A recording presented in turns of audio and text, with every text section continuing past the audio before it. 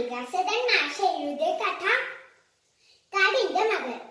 അമ്മേ അമ്മേ പിലിമോൾ പതുക്കെ വിളിച്ചു. പിലി ഒരു ആൺകുട്ടിയാണ്. അമ്മയുടെ വയറ്റിലാണുള്ളത്. അമ്മ വിളി കേട്ടിനെങ്കിലും കേൾക്കാത്തതുപോലെ നിന്നു.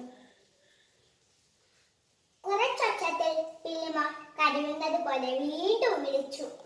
അമ്മേ അമ്മേ. അമ്മ വിളി കേട്ടു. എന്താ മോളെ? എനിക്ക് ശ്വാസം മുട്ടുന്നത് പോലെ തോന്നുന്നു. അത് സാരമില്ല, ഞാൻ കുറേ നേരം ഓടിയില്ലേ, അതുകൊണ്ടാകും. അമ്മ എന്തിനാ ഓടിയത്? പിലിമോൾ ചോദിച്ചു.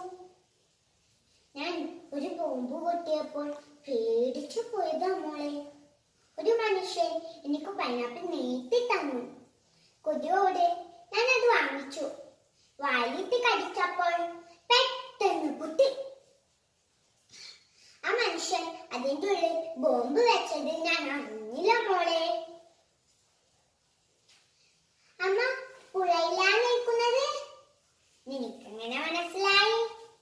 ഞാൻ വെള്ളം ഇടക്കിടക്ക് ഒഴുകി മറിയുന്ന ശബ്ദം കേൾക്കുന്നു. അമ്മ പറഞ്ഞില്ലേ മനുഷ്യരെ ഒരിക്കലും വിശ്വസിച്ചൂടാ എന്ന്. എന്തെന്താ അമ്മ ആ പൈനാപ്പിൾ വാങ്ങിച്ചത്? പിലിമോൾ ചോദിച്ചു.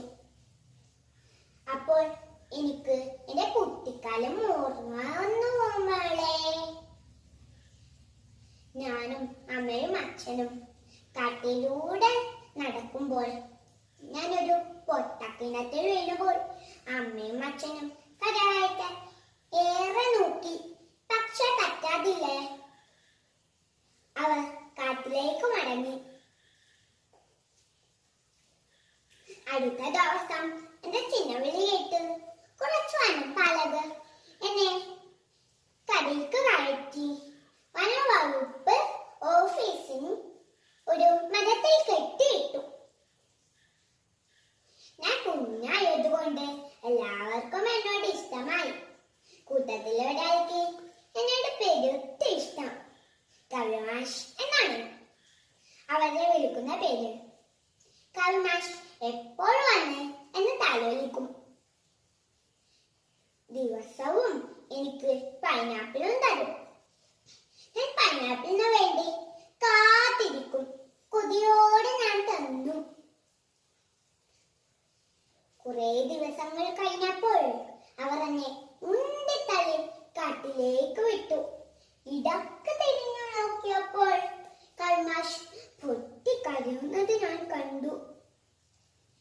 ഞാൻ വലുതായപ്പോൾ ഒരിക്കൽ കൂടി കവിമാഷെ ഞാൻ കണ്ടു. അന്നും എനിക്ക് പൈനാപ്പിൾ തന്നു. ഞാൻ കൊതിയോടെ അത് വാങ്ങിച്ചു തിന്നു. അതുകൊണ്ടാണ് ഞാൻ അയാളെ കയ്യിൽ വന്ന് പൈനാപ്പിൾ വാങ്ങിച്ചത്. അയാൾ ആ പൈനാപ്പിളിൻ്റെ ഉള്ളിൽ ബോംബ് വെച്ചത് ഞാൻ അറിഞ്ഞില്ല മോളെ. അമ്മയുടെ തുമ്പിയിലെ ചോര ഒലിക്കുന്നുണ്ടോ അമ്മേ? അത് സാരമില്ല, എനിക്ക് ഒരാശയേ ഉള്ളൂ. നിന്നെ പ്രസവിക്കുന്നത് വരെ എനിക്ക് ജീവനുണ്ടായാൽ മതി. അമ്മ അതോർത്ത് സങ്കടപ്പെടേണ്ട. എനിക്ക് ഈ ഭൂമിയിൽ പിറന്നു വീഴാൻ ഒരു ആഗ്രഹവുമില്ല. അമ്മ എന്നെ ഒന്ന് വിളിക്കാമോ? പിലിമോളെ. എന്താ അമ്മേ? അപ്പോൾ എത്താ നാട്ടാനകളിലൊന്ന് അമ്മയെ തുമ്പി കൊണ്ട് തൊട്ടു വിളിച്ചു. അപ്പോൾ അമ്മ വെള്ളത്തിലേക്ക് പതുക്കെ പതുക്കെ മറിഞ്ഞു വീണ്